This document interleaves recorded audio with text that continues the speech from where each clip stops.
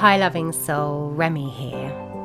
Have you ever wondered why you give so much in relationships and yet it never seems to be enough?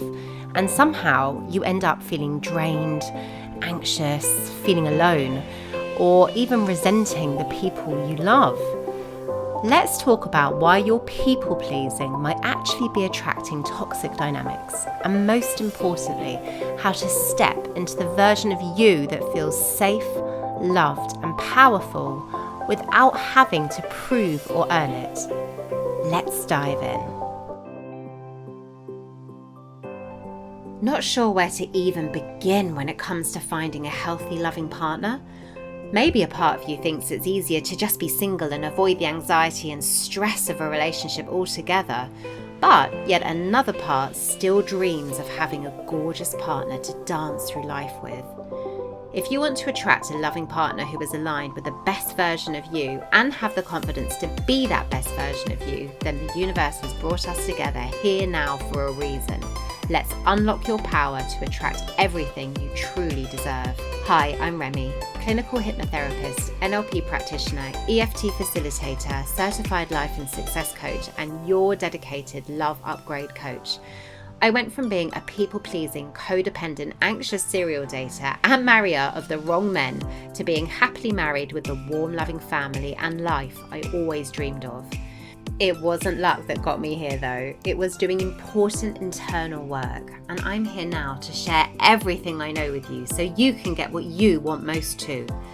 It's time to update your entire mind, plug in and switch on your spiritual connection and start some real life magic happening.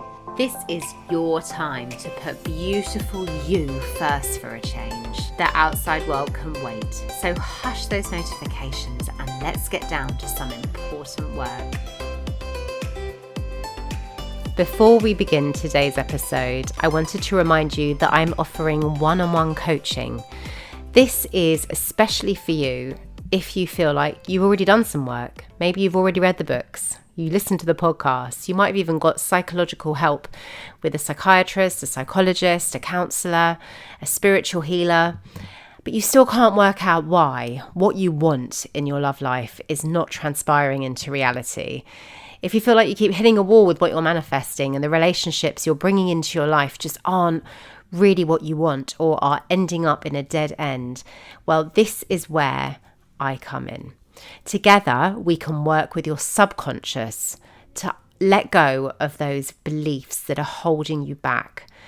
It's unbelievable the work we can do. I'm a fully trained modern clinical hypnotherapist, and I work with a whole bunch of clinically proven, very well established modalities to really get to the bottom of the subconscious auto programming that's informing your beliefs, your thoughts, and therefore your behaviours and actions, whether it's conscious or not, i.e. if you know what it is that you're doing that's stopping you from getting love, or you're aware of these looping thoughts in your head that you just can't seem to get rid of.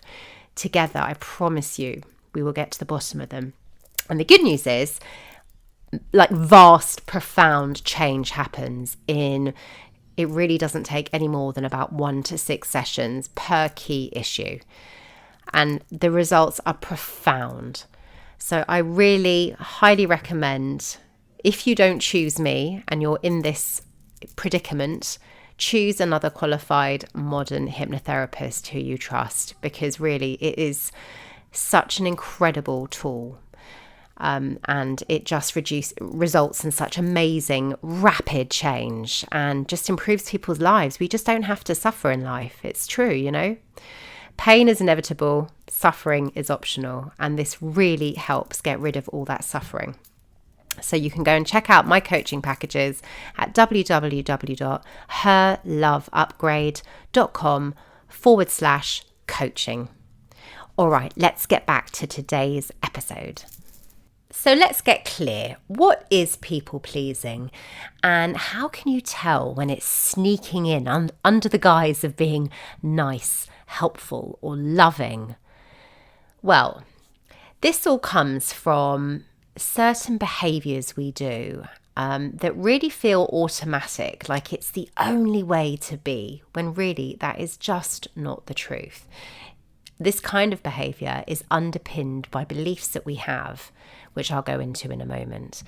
But it shows up in ways like saying yes when really you want to say no, or when we feel responsible for how others are feeling. We think it's up to us to make them feel better or to keep them happy. Also things like over-apologising, feeling really terrible if you've done something wrong by accident, even if it's something as benign as forgetting to collect the dry cleaning when you said you would, or something like that.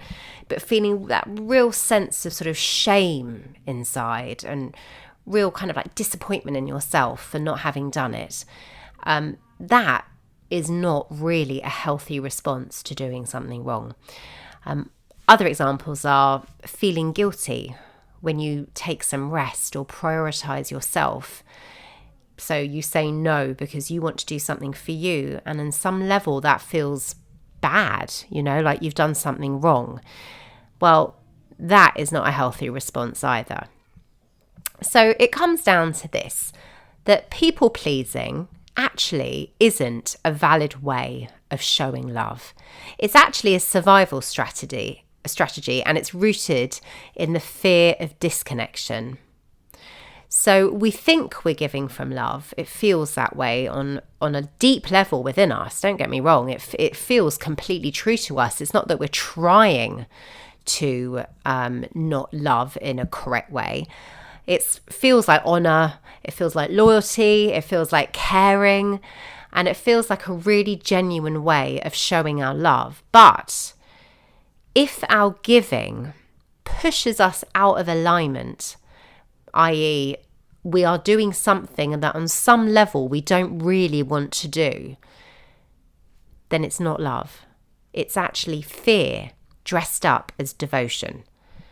Now, the tricky thing is that it can feel, like I said, like it's coming from love. So we allow ourselves to do it. And our partner then starts asking for more and more. And we think, oh goody, they must love me. They need me. They rely on me. I must be valuable. And that's fine because I love them. And it's an opportunity for me to show my love even more. So who am I to say no to this? And now I can then show them how valuable I am, and they will need me even more. And then they won't be able to let me go. Right? Do any of these sentiments ring a bell for you? And it will feel right on some level because it's what we think being in love is. But that's not healthy love. All those sentiments are really built around fear and this real desire to cling onto a relationship just so that we're not alone, because we're fueled with a fear that we need somebody else to make us okay. And that kind of sentiment is never really in alignment for us. And no healthy relationship can exist with that need at the back of it. So let's talk about now why this is a problem, why this kind of people-pleasing creates toxic relationships. So here's the painful part. The more you overgive, the more you attract people who expect that as the standard. Let me explain. This puts you into a fixer role in a relationship, which is only appealing to somebody who needs fixing. And what I mean by that, I don't believe that people are broken, of course, but it means that you are going to attract somebody who needs you to be an overgiver, who accepts this as the standard that they need in a relationship. We have a magnetic effect, as you know. Anyone who's listened to this podcast before knows we are magnets. And if we have unhealed beliefs about ourselves, we end up attracting partners who are a match for our self-abandonment. And they want us to be this way because they need us to give them their sense of power and worth. So they have parts in them that they believe on a very deep level to be unworthy and unlovable. So they need your supply of adoration and desire to please them and to make them feel that they are enough. Not only that, but being like this actually is a repellent for healthy reciprocal connection, because any person who is emotionally resolved, a healthy partner who we really want in our life, are going to think that they're going to sense that you are out of alignment. They don't want somebody who is going over and beyond for them, because that means they just know it's not healthy. It doesn't feel right. It's like if you're friendly with somebody who just wants to abandon themselves and give you everything in a relationship, in a friendship. You know, if you are a good friend, you're like, hey, like, you know, I want you to put your own needs first. I don't want you to drop everything for me. That's not what I need from you. What I need is for you to be happy, and then we can have a great time together, you know? And it's the same in a relationship. Not only that, but actually, when you stray from the real you and you're completely out of alignment, you create an illusion of the you that you think they will love most to secure their love, which comes from a place of fear and need, doesn't it? And when you are no longer being the real you, your whole self feels it on a mind, body, soul level. You might find yourself responding to this misalignment in a variety of mind-boggling ways. Somehow you might have wild emotions and you don't quite understand why, almost like a crazy hormonal effect. You might find yourself acting out in unexpected and certainly unwanted ways. You might reach for drugs for relief and escapism. You might reach for alcohol, which of course is a kind of drug. You might reach to shopping or overspending. You might turn to plastic surgery and spending a lot on your appearance and feeling like you're never quite happy with the way you look. You might experience physical symptoms like muscle tension and headaches, maybe even rashes. Your subconscious will know that you're out of alignment. And the longer it goes on, really, the more out of alignment we step. We start changing ourselves in quite extreme ways sometimes to fit somebody else, what we think somebody else's needs and desires are for us, to keep them enraptured with us, right? But actually, here's the real mind mixer. You are actually being disingenuous to the person you love by falling out of alignment, because you're not being the real you at all. You're being a version of yourself that has been modified for them. And the more of yourself you give away, ignore, or remold to their design, the less real you there is. So who do you become? An empty illusion. And happiness can't live in an illusion. It goes against everything our true self, our soul, really wants. So how do we become so out of alignment and really believe on a deep subconscious level that this is what love looks like and what we need to do to stay safe and to keep somebody by our side? Well, you didn't choose to become this way. It was pre-programmed in you from a child. So let's look at some of the possible origins. Now, usually it comes from needing to earn love or safety in childhood. Did you learn as a child that just being you wasn't lovable enough because it didn't result in the safe feeling, loving connection you wanted with a parent? Maybe you had to win their love and their smiles and their affection. In other words, you might have had to do something, even if you didn't really want to do it, in order to feel extra connected to them, to get that real sense of, loving connection that we crave as a child from a parent. Sometimes we also have this good girl programming when our parents, they might have been stressed at the time and they might have had expectations from their own childhood of what they needed us to be. Maybe they were treated the same way or maybe not, but they required us to do certain things like not making waves, getting good grades. That's a real common one. Pleasing the authority, basically. Making sure that we were pleasing what was important to other people around us. And then we got praised for that. And we got a sense of being worthy because of what we had done and what we had achieved, rather than knowing we are good enough just as we are. And I think many of us didn't have that growing up. And also, I think in defense to parents, I think it's really hard to be that way all the time. And especially back when we were growing up in the 80s or around that era. I'm showing my age, but you might have been in the 90s, and hopefully it was a little less like that then, to be honest. But certainly 80s and then before that, parents just didn't know what they know now. We didn't really have things that were sort of like respectful parenting, and we didn't have that much access to the internet or particularly helpful parenting books about, as I said before, respectful parenting and the Rye method and all those wonderful, love-based hand-in-hand parenting, which I know has been around for a while, but it wasn't prominent, certainly in my parents' circle of friends. And it was much more children should be seen and not heard. And to a child, they didn't get the memo that that was just a sign of the times and what was accepted in society. To them, when we were little, all we saw was our parents looking stressed, and we, as all children do, thought it meant that we were making them stressed because we weren't good enough and weren't doing enough to win their love. And then if they asked us to, tidy up around us or do the cleaning or, gave us a funny look when we relaxed on the couch for too long or that sort of thing. And then they didn't back it up with other words of unconditional love and let them know quite often, really, a child needs to be reminded quite often that they are worthy of love, just as they are. And that really wasn't the sort of language that was used for me.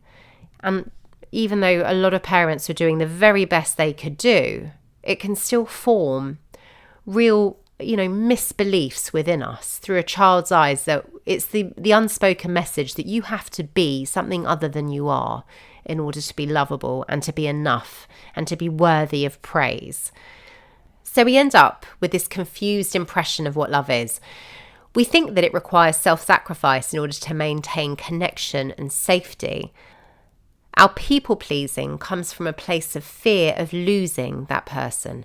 We do what we think we have to keep them with us at all costs. So basically, we're carrying this childhood, primal-based, hardwired need of connection and safety, which is all linked to a survival mechanism within us. And we take all the rules about what we have to be and do to get it, and we carry it all the way through adulthood. Except that it no longer serves us as an adult, right? It gets us stuck in these toxic relationship patterns. And everything we learn as a child, of course, we learn through a child's eyes, with a child's mind and a child's very limited ability to perceive correctly. Certainly a very unfiltered lens of life. We had a complete misunderstanding about what it was we were observing. We saw our stressed mum. We saw a dad dealing with his own emotional issues. And really, the way they were acting with us was nothing to do with us. And the ways it's making us think and act are no longer serving us as adults wanting to enjoy a soul-aligned life and attract and thrive in a healthy relationship. So, what can we do instead? Well, here is the powerful shift. Listen, you are here as you are for a reason. And just being you is always enough. There is no mistake that you were born here. No matter what religion you believe in or anything like that, for some reason, some higher power has put you on this planet. Call it God, call it source energy, call it whatever you want to call it, but you are here for a reason. And that is nothing to be sniffed at. The trick is getting really in touch with your truth and embracing the real you and working with it, not against it. Really honouring all that you are. And here's where your power comes in. Instead of constantly scanning the room for what others need, what if you tuned inward and instead asked, what do I need? Where does my happiness lay? Now, if you are helping out somebody and it really feels aligned and joyful for you, then great. Loving service is one of the most wonderful happiness-producing things you can do. But when you're doing it from a place of fear, not love, when you're doing it because you don't want somebody to leave you, right? Because you're scared that if you don't act a certain way, somebody isn't going to want you in their life anymore. Well, what you need to be saying is, well, good riddance, because I'm being me. And if you don't want me the way I am, well, then you're not for me, my friend. You stay in alignment, and I guarantee you will attract more of what you truly want in your life. You will be a resonant match for it, and that's just the way the law of reality works. So, we're going to practice listening inward. Really tune in to your body signals. Really get a sense of whether you feel it or you think it. Some people see it. Listen to what your subconscious is telling you, to what your instincts are. You'll have an inner knowing when you are in alignment or out of alignment. You'll get subtle yes or no cues. There's a very big difference between doing something you want to do and then doing something you don't want to do. There's always a moment that we know the difference. You know, it's one of the most amazing things about being human that I think is overlooked every day by us. But we do know what we truly want. We know what is playing to the tune of the harmony within us versus what is completely off key for us, you know? And then it's about taking micro steps of truth telling. So saying no when you don't want to do something. And don't get me wrong, you can say it in a really loving way. You can be assertive and loving at the same time. It's the best way to be, actually. And then also noticing when you need to rest. You can actually ask your inner self, what do I need right now? And it will answer you. When you really listen in, it will truly answer you. And who are we to not listen to this part of us that is connected to whatever divine entity there is, right? I truly believe that within us, we have this connection to something far bigger than ourselves, and our true self is it. Our suffering comes when we don't listen to our truth and we ignore it based on beliefs that aren't serving us, right? So other things we can practice are voicing your opinion. It's very easy sometimes to stay quiet and choose compliance instead of making waves, because that feels really scary. But it's so important to voice your opinion, because your opinion is worth just as much as anyone else's opinion.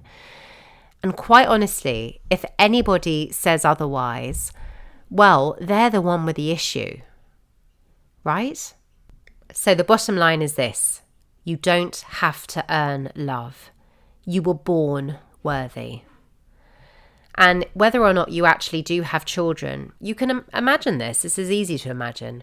Imagine in your hands, in your arms, you're holding a newborn baby, right?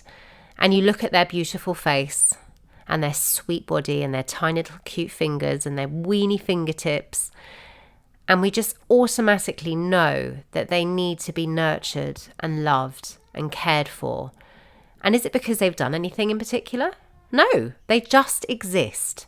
And because they're another human form that exists, we have an inherent sense of knowing their worth, right? So at what age do they have to reach where all of a sudden they are not worthy? Well, none. That doesn't exist.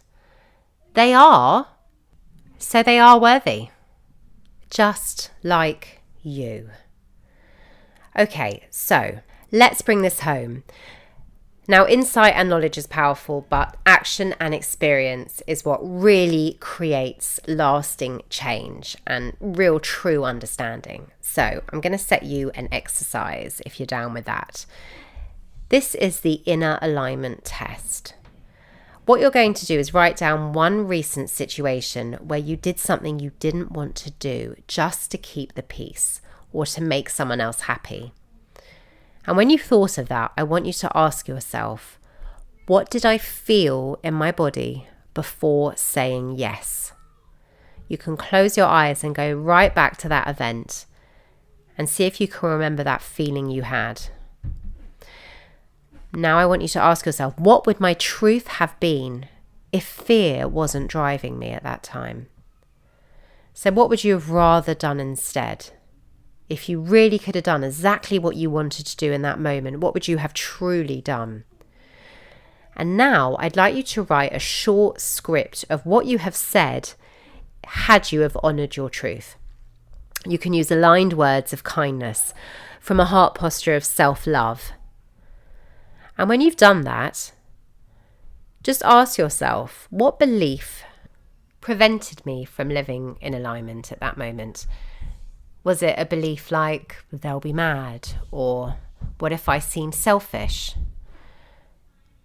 And then have a think about what you want to believe instead. What's a better feeling belief?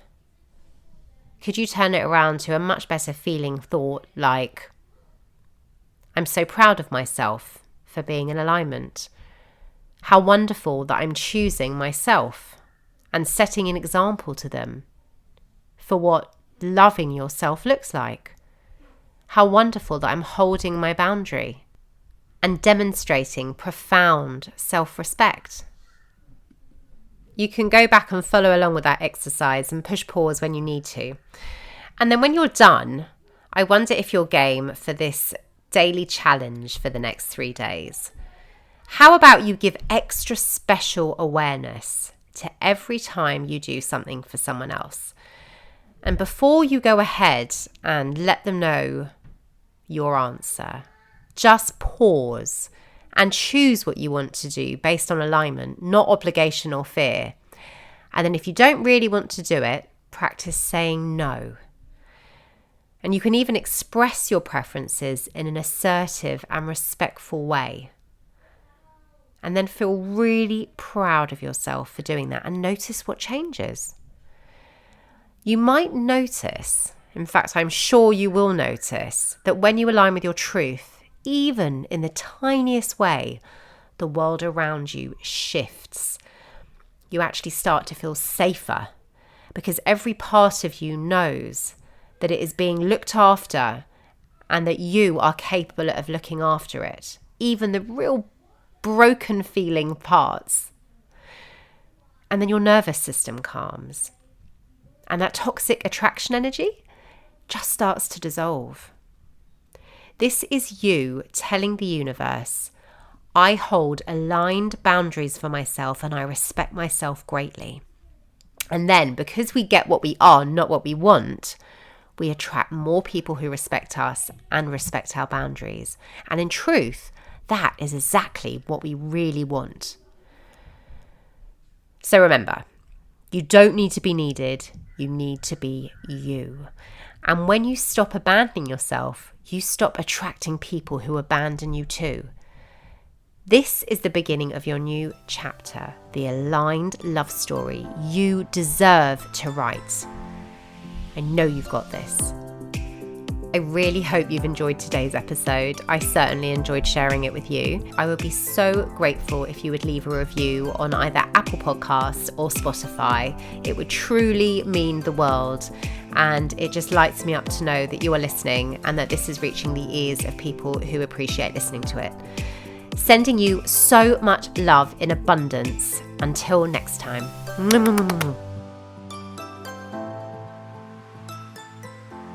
You should be so proud of this courageous, incredible journey you are on. And I'm so happy to be here supporting you to say goodbye to toxic relationships and claim the wonderful life and love you truly deserve. If you have a friend who you think needs to hear today's episode too, why not spread the love and share it with them?